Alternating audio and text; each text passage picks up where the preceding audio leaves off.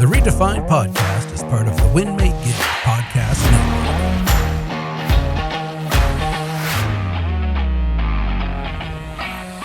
You know, I get a chance to interview a bunch of people on this podcast, and it's wickedly fun. By the way, gang, my name is Eric Hatch, and this is the Redefined podcast.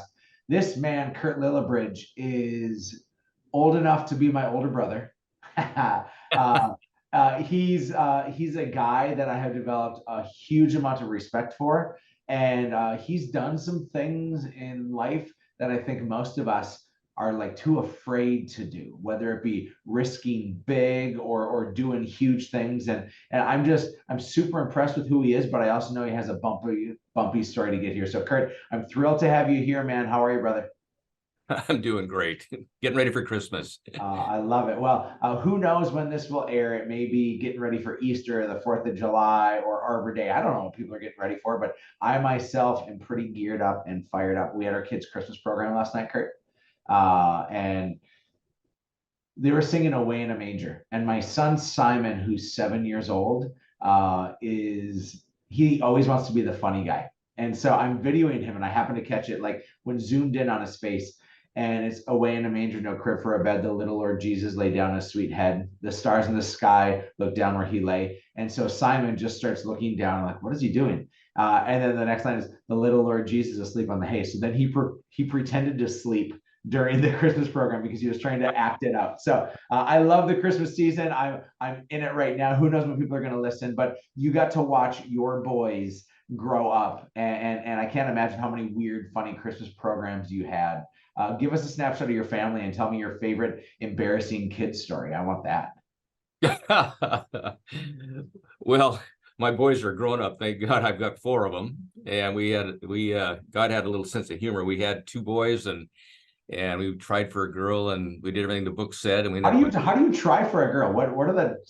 You don't want to know. That's probably not good for the air. No, it is good. No, I do want to know. Are we talking different positions, different times of day, different food? Yeah. What were they having you do? It's pretty much that, hang from chandeliers or different kind of diets and things like that. And Curt, I'm picturing you hanging naked from a chandelier right now. This is not what I wanted to go with today, but I'm really glad we're here right now.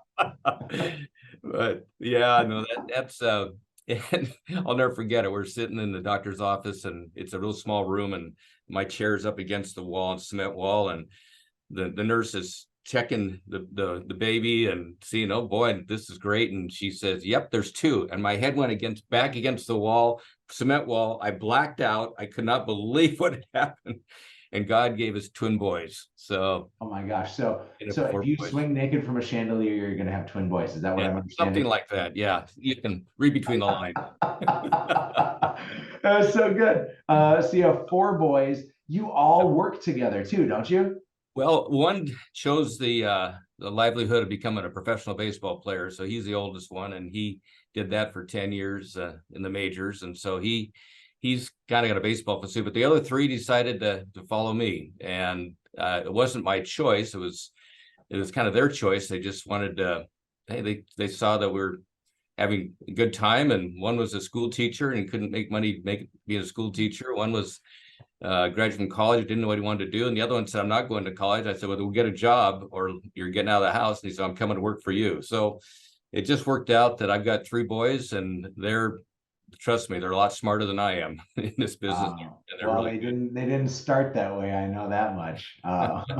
They started at the bottom. They started at the bottom and worked their way up. Curt, I want our audience and myself to get a chance to hear your story, but I like beginning at the end, right? I want to know right now what you've done looking back on your career for the last number of years. What have been the highlights? Give me literally the best things you've done, the size, the impact, the people you've employed, the mortgages you've provided, the difference you've made, the risks you've taken that have worked out. Like, give me the highlight reel before we get into the gross stuff. Yeah, I've built and created 3 different mortgage banks along the way. The first one, after I became a successful loan officer, I build a company and sold it to a bank and thought I was going to go off in the sunset, but it wasn't quite enough to do that. And so I got back into it. I wanted to stay small because I had boys to raise, and that started growing and growing, and that became fairly large. But then I was taking shortcuts in the business, and that had a big bump in the road. And then we started to grow and grow, and I grew a company that was about 200 employees. We had 23 branches in the state of Washington, and that was huge, and that was a real success. And then that came crashing down. And so now we decided to want to do it a little differently. And we have a company now that's a branch of a parent company. And we just said we're going to do it differently. We built this, and it's just been phenomenally successful. So we've been having a great ride with my boys, and someone said, it's the 80-20 rule. You can have a whole lot of people, but only 20% really produce. And we just took the top people and said, hey, we're going to grow with you, and help them get successful. And we cut the workforce from like 30 down to 15, and we doubled our volume. So it's just amazing how that works. So yeah, 3 stories. Well, congrats on what you built. And looking back, do you wish you would have ridden into the sunset? Like, did you want to, like, I can't take you as a guy that would sit still if you retired. No, that's kind of where I'm at right now. I've never read anything that says you're supposed to retire. And so that's not a word I use. In fact, I'm one of those guys that says every day I got to get up and create something, build something, but it's more now, not success. It's more influence and what I can help in people's lives. And so it's just a time in my life where, I'm excited to get up every day. And I don't know if it's old age or what, but I do get up early. I do read. I do have a good time in the morning, and I'm excited to come to work. I really do. You know, what's interesting is I'm preparing for a mastermind that your boys are in a mastermind that I run, and it's so fun to grow and go with them. And in this, I'm doing this exercise where we look at 10 years ago, today, and 10 years from now. Okay. So because you're my older brother, we'll say 20 years ago, today, and 20 years from now. We can do the spread a little bit more. But I'm having them rank what we value. And there's your family, there's your faith, there's your health, there's your money, there's your friendships, there's your free time, there's your travel and adventure. Is it fair to say, Curt, if you were to rank what you used to value versus what you value now, are they the same thing, or have you developed a finer palette today? Oh, it's totally different. I had a moment in my life where I felt that it was always about success, and how do you measure success? And we always measure success by money, toys, things like that. And I kept chasing money. And I think that was probably part of my downfall, because I was chasing after the wrong things. And I've learned, I think of hard knocks and maybe just some age, that, you can never, if it's chasing money, you'll never have enough. It'll never be enough. And so I've read a couple books, and I'm not a reader because I have dyslexia. And so reading books is very painful for me. But one was living forward. And how do you live forward? And what's important to you? And when you just said that, Eric, I mean, your priorities really change. When you really realize what your priorities are in life, money is not one of the top ones. It just isn't. And so I've been able to rearrange my priorities over the last, I would say, 4 or 5 years, and just so this is just a recent development of a finer. What changed in your life, Curt? What trigger happens? Was it a life moment? Was it just now finally understanding that money is a bit of an empty vessel and that you'll never have enough? Like, how all of a sudden did you stop putting that as the main focal point? Well, I am a faith-based person, and I took a trip to Israel, and I grew up in an organization called Young Life. And Young Life is very meaningful to me, and it's a ministry I've been involved in my entire life. And so here we are at this place on the Sea of Galilee, and our pastor says, hey, we want everybody to go out and have a 15-minute quiet time. Well, in young life, 15-minute quiet times are very normal. Kids go out and sit and have a time by themselves, and we get all back together. And well, so I kind of went out with these people, and I'm standing on the shore of the Sea of Galilee.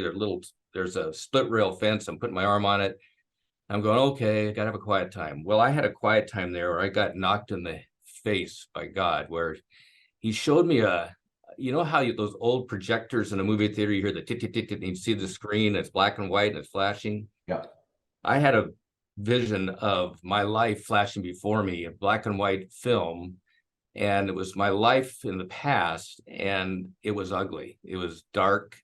It was a lot of things that I didn't realize I'd done in my life, and people that I maybe didn't treat well, business dealings, all this kind of stuff. And I just said, wow. And it was seconds. It wasn't a long deal. And I just got knocked down. I didn't know what that meant. But God has blessed me with some finances along the way, where we're healthy as a family. And he just gave me 2 words: now what?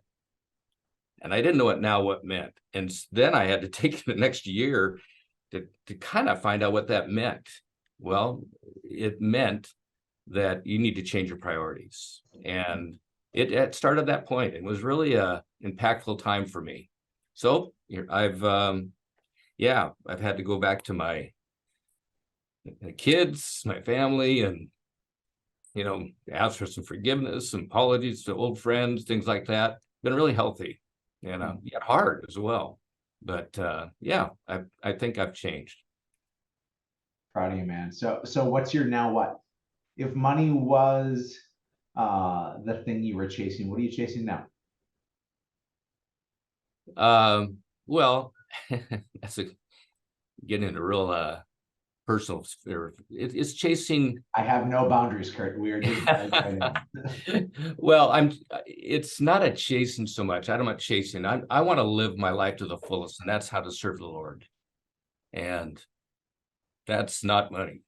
So I spend a lot of time with young men, one-on-one. I mentor a good handful of young men that want some guidance. We just, have breakfast, have a cup of coffee, hear stories. But I had a man in my life that did that. We at 17 years old, this guy said, let's have breakfast together. And we did. And we just once or twice. It was a young life guy, and he was twice my age at the time. And long story short, we met for 45 years till he was 92 and passed away. And that was about 4 years ago. And this guy right here, he's just a gentleman my entire life.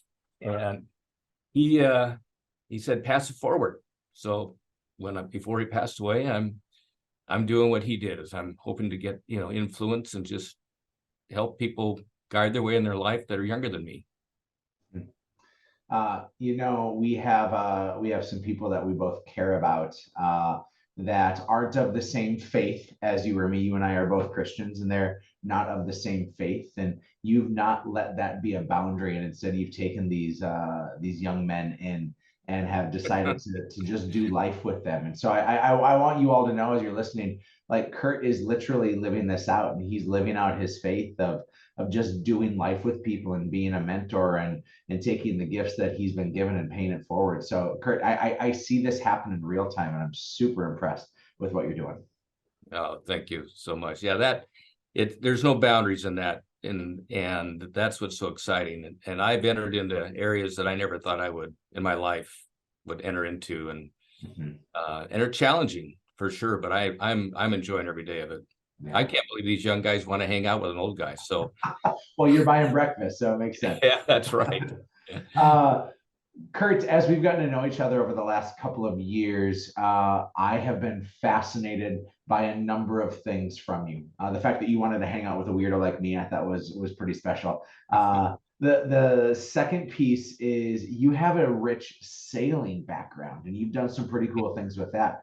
I am far too heavy to sail. The boat would just go in a circle with whatever side I sat on. But you've been a guy that's been passionate about sailing. I want to hear more about that, because it's a fascinating thing that most people don't do.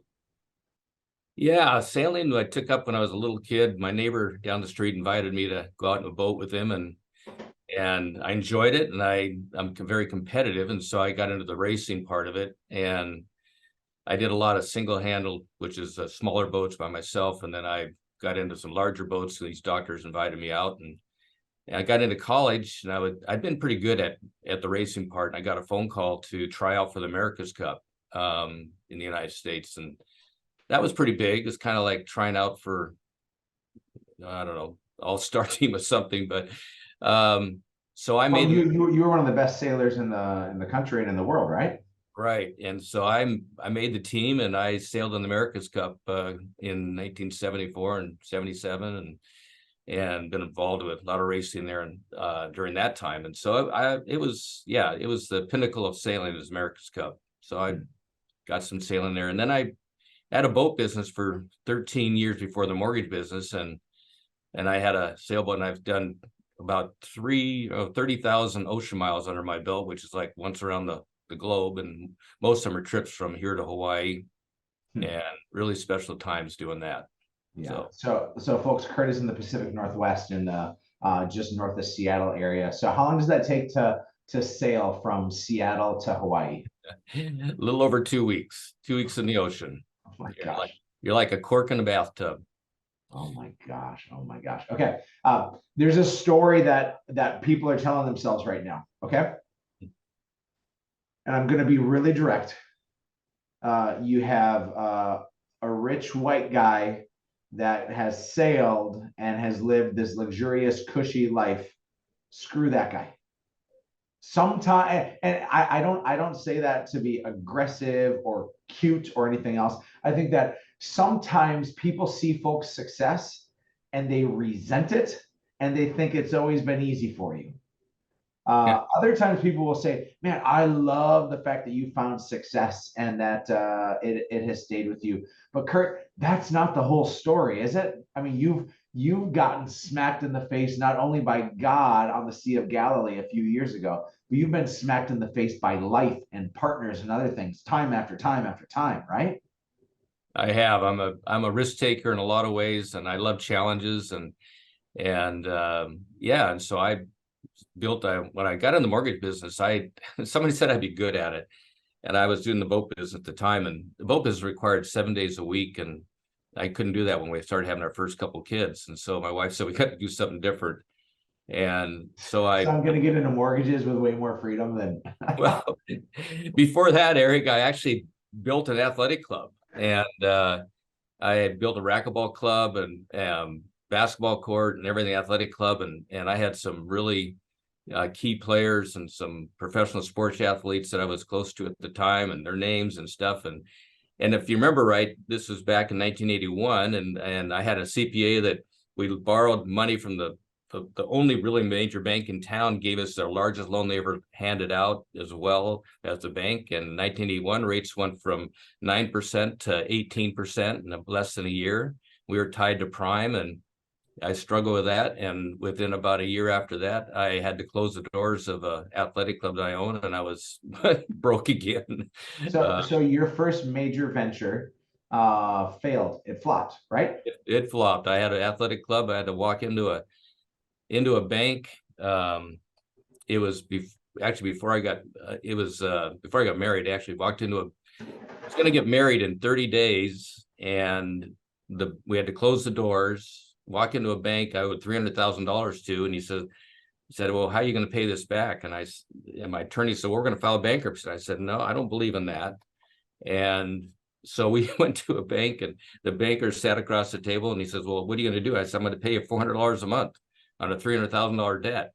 And they said, great, we'll take it. And then I said, what's the interest rate? They said, we're not going to charge you interest. And I said, okay. And I paid that debt for about 4 or 5 years. And they called me up one day and said, we're going to relieve you of the remainder of the debt, because I honored it. And Wow. that was a time in my life that was very humbling time. So and that's when I got in mortgage business. I want to pause here for a moment, because that's a fascinating story where I'm not sure that would happen today. Does that feel accurate? Yeah, probably not going to happen today. Okay. I mean, there's so many more boards and regulations, and and things that are going to be interesting. Just even the fact that they said, no, we're not going to charge you interest on this. The fact that you said, I'm going to honor the commitment that I made, and I'm not going to just file for bankruptcy. Like, I want to know mentally, Curt, you're a guy that had great success. You were at the top of the game for sailing in the entire country. That's gotta build confidence / maybe a little bit of ego. Lots of ego. Okay, so you're this young, cocky, I think I can't fail kind of guy. Then you go in with the largest loan that bank had ever done, and you flop. What goes through your mind at that time, Curt? Well, you want to go hide. You want to just want things to clear up and go away, because you're right. I lived a pretty good life in my 20s when I had a house, I had fancy cars, just a lot of toys and boats. And I mean, you worked your butt off, right? Like, I mean, church that up for you, Curt. You worked your butt off to get there, but you had a lot of low-hanging fruit. You had fancy cars, fancy house, big titles, good looking, athletic, all these things. Like, I resent you for all those things, but nonetheless, like you were the cock of the walk, right? It was, at the time, it felt like that, and I think that was the first step in my life where I realized that a little humility kind of got into my life. And it was that mentor I was telling you about just said, here's what you got to do. And he's the one that says, you could file bankruptcy, but that's not really the right thing to do. And so I said, well, I didn't know how I was going to survive. I remember my attorney said, well, there's no other way. And I said, well, there's got to be another. I don't know what that is at this point. But it was interesting because that's right when I got into the mortgage banking, because that's what I moved into. And I learned a really, really good lesson when I got into mortgage banking. I went and interviewed 6 different mortgage companies to find out what mortgages were, and because somebody said I'd be good at it. A small brokerage, a medium size, a commercial bank, and a mortgage bank type size. And they all offered me a starting salary of $2,500 for 90 days and some quote commission and all that stuff. None of those were going to meet my needs financially to survive. I was married, had 1 child, 1 on the way. My debts were $5,000 a month. I had to make $5,000 a month just to survive. And so $5,000 a month in 1983, was that right? Right, in 81 or 82, yeah. Mm-hmm. $5,000 a month then is probably $15,000 a month now. Probably, yeah.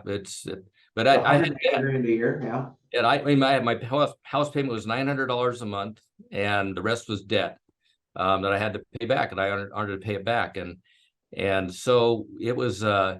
And so this one guy sat and talked to me, and he wanted to hire me. I mean, I didn't know what a mortgage was. I didn't know how to spell mortgage.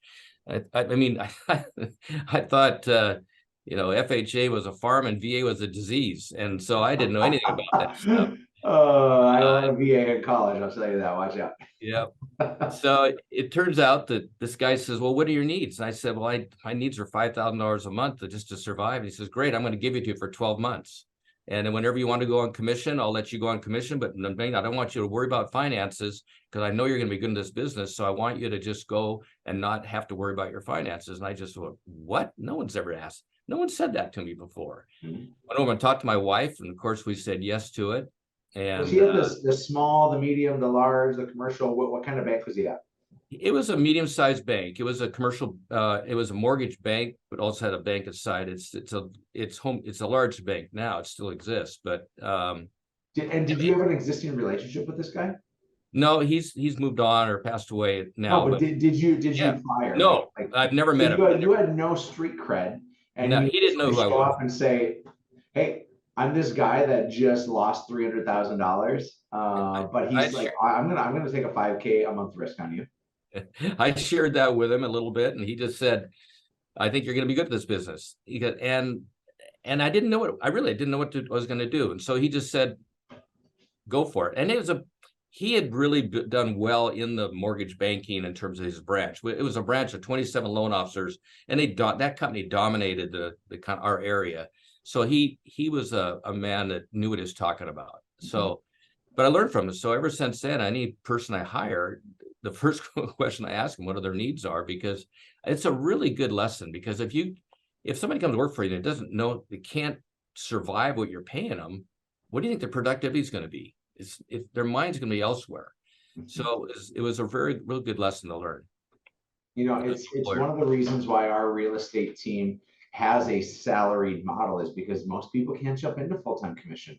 And we limit the talent pool, and we also suffocate the people that come on if they solely are reliant on commission. And it requires us to be a little more savvy with our hiring, because we're taking the larger financial risk. But my gosh, did it pay off for that guy, right? Yeah, and it's usually when you make those decisions, you're taking a little gamble, but you believe in the person. And when somebody knows that you believe in them, then what do you think they're going to do? They're going to work extra hard to prove that you're right. So yeah. Curt, I don't want to leave this too quickly as we continue to unpack the bumps in the road. Yeah.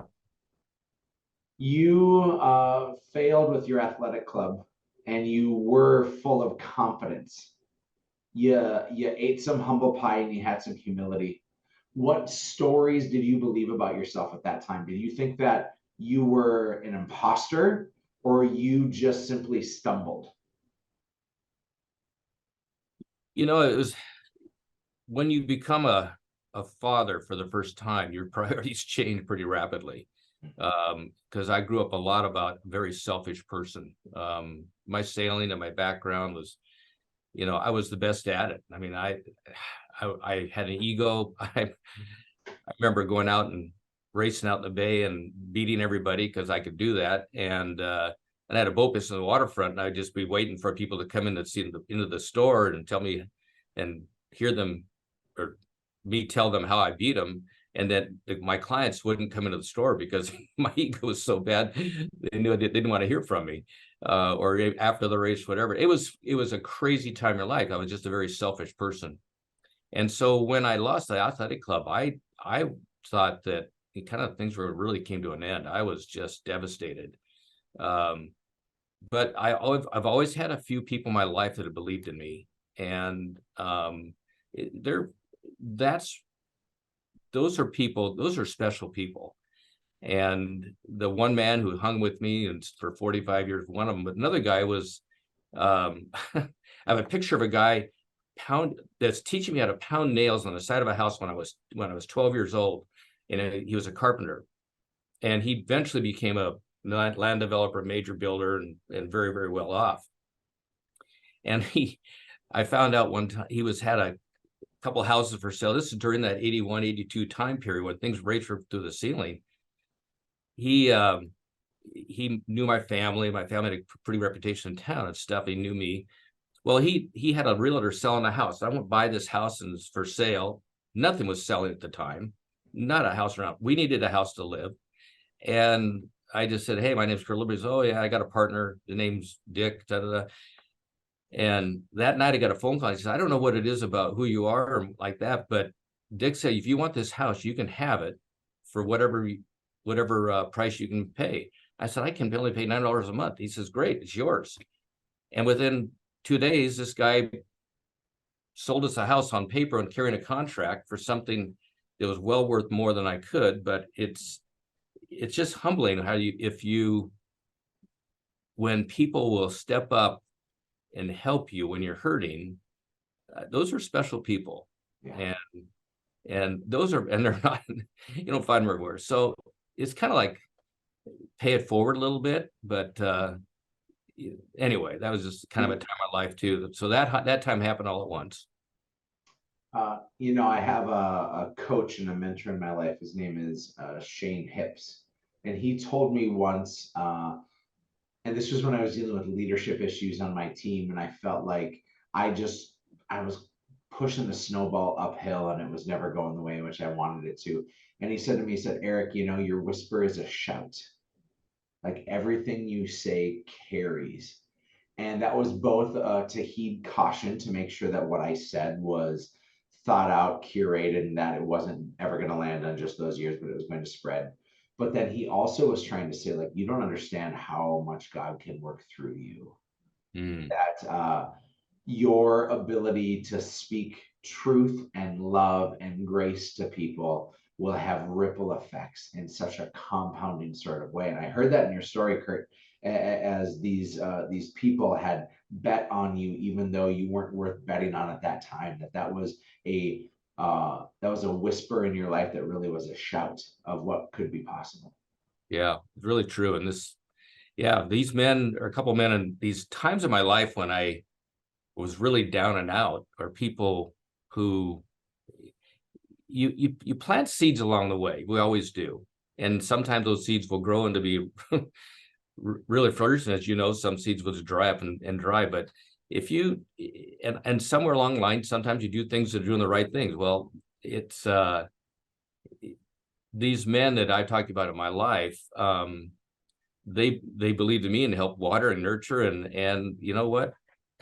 It's it's a humbling time, humbling experience. Yeah. So you find great success now as a mortgage lender.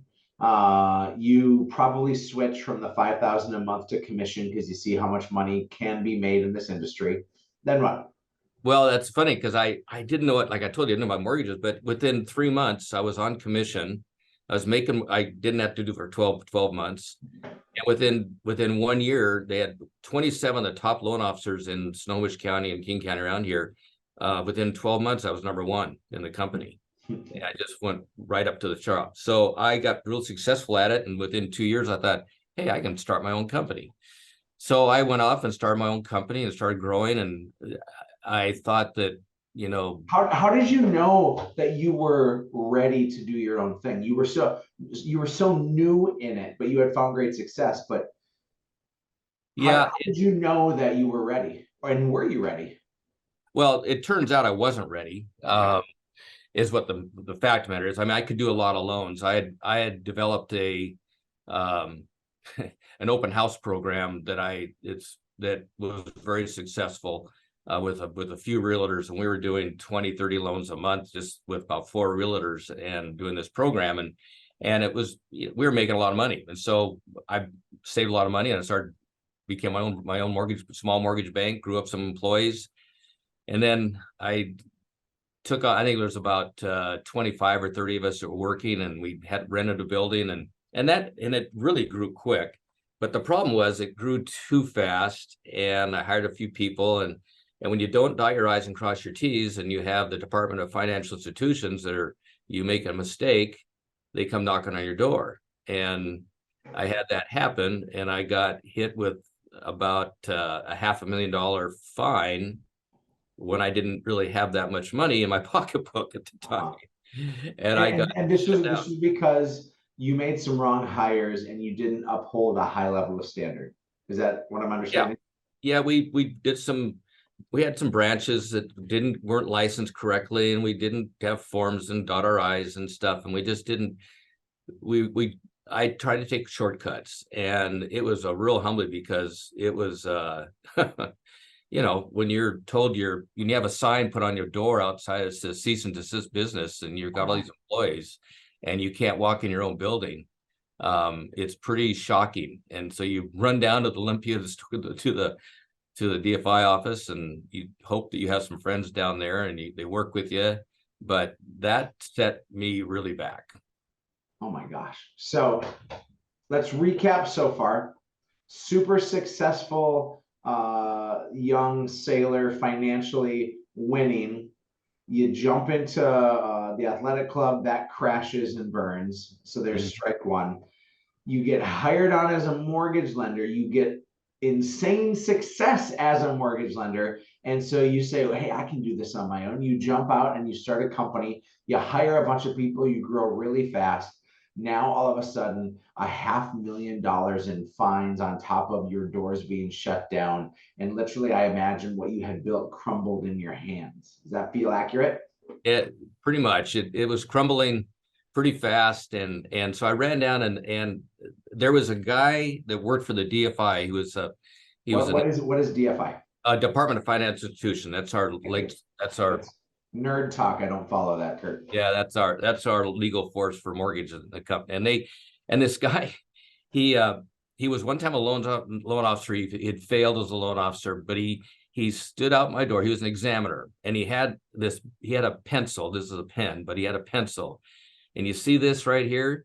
He says, "This is my baseball bat, and I'm going to make you as bloody an example as I possibly can to everybody." Because we were the largest mortgage broker in the state at the time, and he wanted to bring us down and crush us. He was going to make an example out of you. He did, and he did that exact same thing. Again, my ego got in the way, and we were big, and we were doing all this fancy stuff, and he didn't like it. So anyway, all that kind of came crumbling down, not to where it put us out of business, but it shrunk us down. Fortunately, the head director of the state cut the fines down. He says none of this was intentional. He could tell it after all the investigation, all the kind of work, and you can imagine. And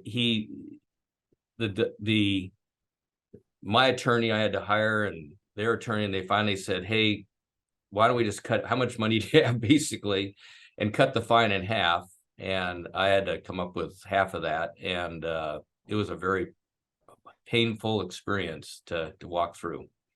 So it ended up being $250,000, but you lost a ton of business. And I lost my. So now we're basically down to not starting all over, but we had a few of us that were still with us, and we grew that slowly. And then this bank came around and wanted to buy us, but it was more of a bailout, more in a sense, because it was a way I was going to get my $250,000 and pay my debt, which they knew about and stuff, but they needed a mortgage bank within their bank really, really bad. They just didn't have anything like that. And so it was a perfect fit, but it was a way it was just a door that the Lord opened up and said, "Here's your way. We're going to get this paid and to move on." And so it was a really good thing. It wasn't enough to go off in the sunset, but enough to take on the next step in my life. Mm-hmm. Mm-hmm. So now we find ourselves, what year is it? This is 97. Okay, so a lot happened in that 15-year period between 83 and 97, and it's all things mortgage for you. But the lashings aren't done yet, are they, Curt? No. So now we're going to start a new chapter, and that's start a company called Hometown Lending, and it was I just being in branches. We grew it over. It was 16 years of a mortgage bank. I grew it to over 200 employees. We had 23 branches in the state of Washington and I think 1 or 2 in Oregon, and it was really successful.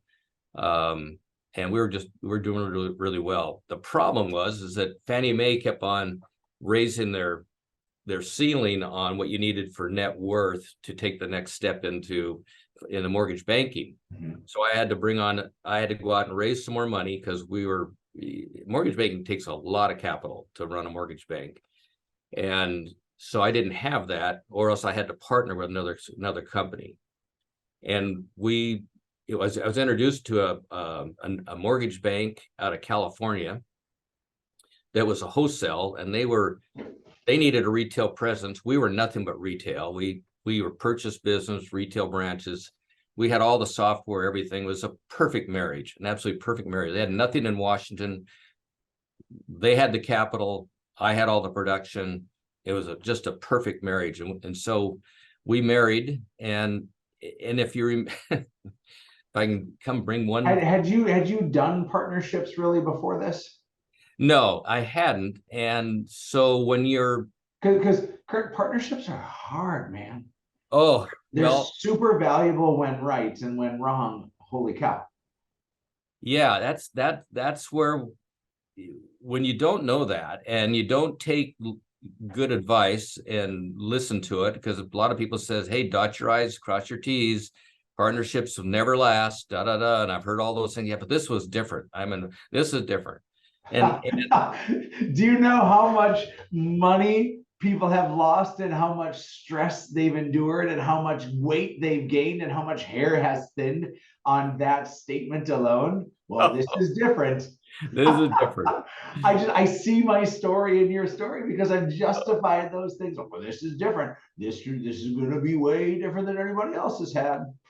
Oh, so true. I mean, I had control. The name of the buildings were, and the company was Hometown Lending, all these branches, and I controlled the volume. But whoever controls the loan controls the gold, and so we did, and we were. I mean, Eric, we were making ridiculous money. It was so much, crazy, but a lot of work, a lot of hard times. But that compounds the I'm more successful because I'm making more money, right? yep, It's building upon that narrative, which was what your previous narrative was.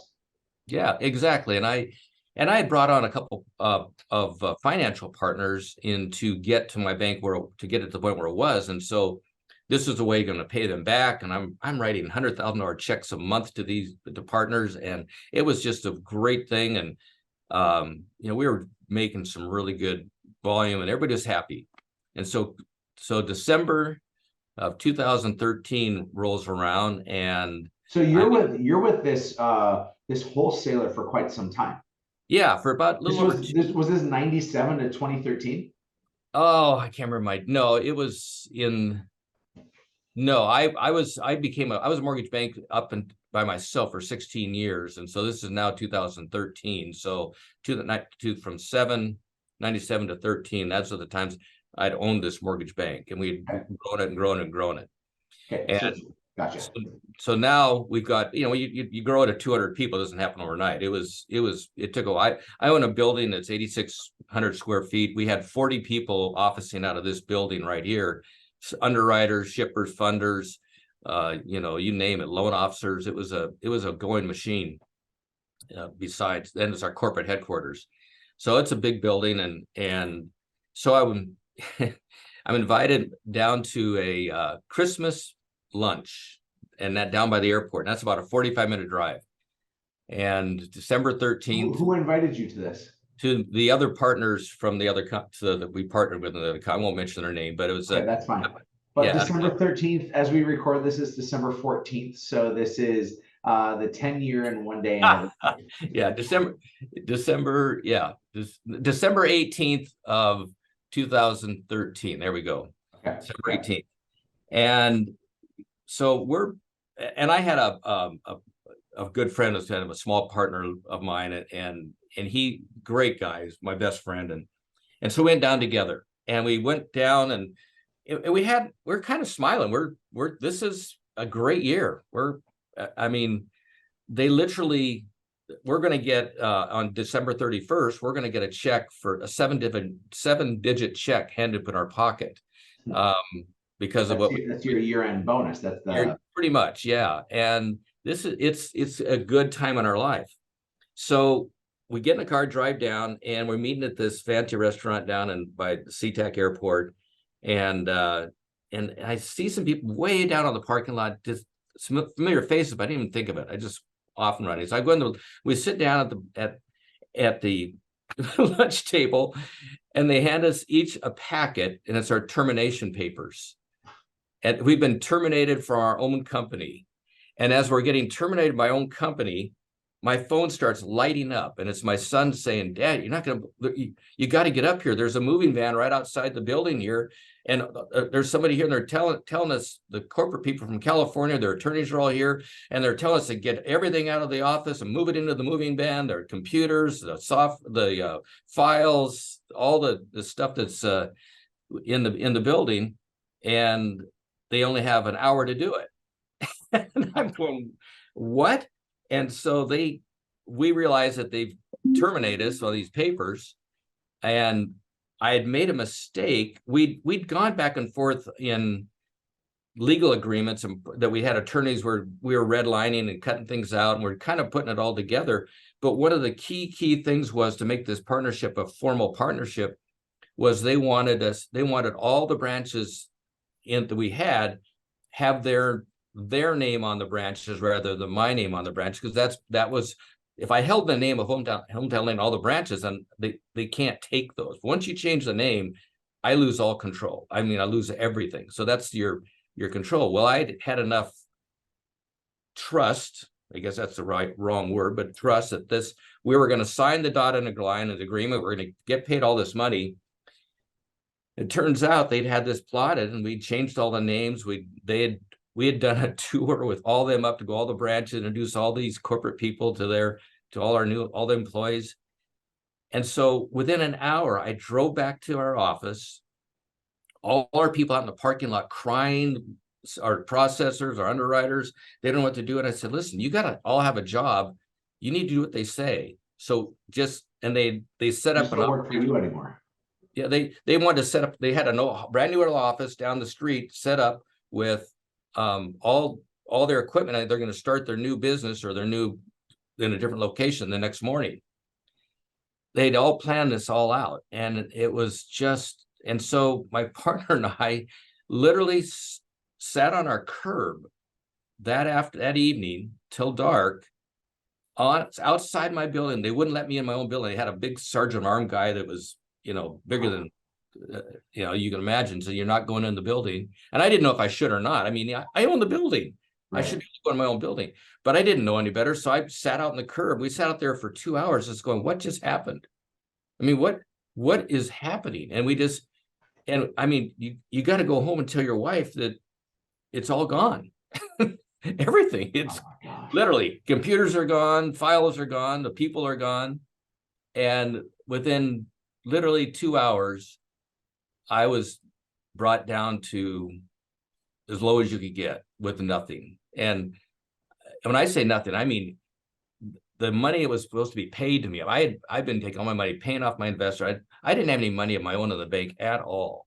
Here's what people don't know often about businessmen and businesswomen is that the money that we make, it oftentimes is consistently reinvested into the business. Absolutely. And so it's not that you're living on the millions, it's that you're taking the millions and trying to create more millions from it. Yep. And it was I mean, the next few days were just, going into Christmas was just an absolute trying to get your bearings on what's going on. You're talking to your attorneys, you're talking to where you want to open your doors, you got to get loans, you got to go do loans, you got to do something to get your cash flow going and to keep your lights on. So fortunately I had a handful of loyal people that said, we're not going with them and we want to stay with you. And it's just literally a handful. We're talking, 10 people, and we want to start over, whatever that looks like. And so that was a start of kind of where we are today, of just saying, okay, what's that going to look like? And we took a grease board and said, if we're going to do this, we're going to do it differently. And it was a very slow process, but we've decided to do it a little differently and with a small group.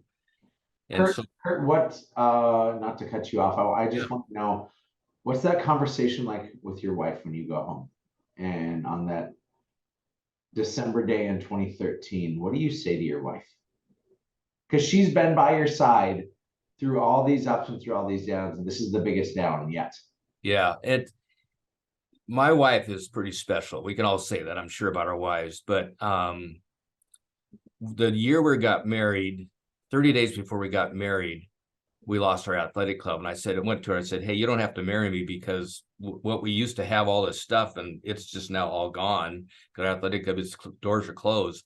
And she said, I didn't fall in love with you when you had the money, and it doesn't change my love for you. She still wanted to get married. And I just couldn't believe that she loved me for that in that way.